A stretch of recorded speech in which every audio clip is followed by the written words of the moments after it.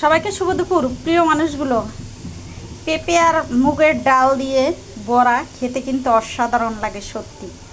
প্রিয় মানুষগুলো, এই পৃথিবীতে কিছু কিছু মানুষের হৃদয়টা হচ্ছে পেঁপের কষের মতো।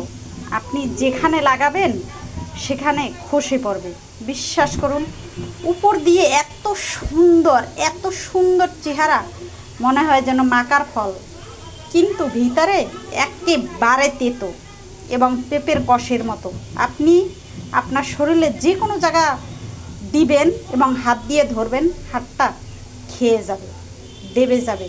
কিছু কিছু মানুষ দুনিয়ায় এমন আছে, আসলে এসব মানুষের মুখোশ পরা, বুঝতে পারা যায় না।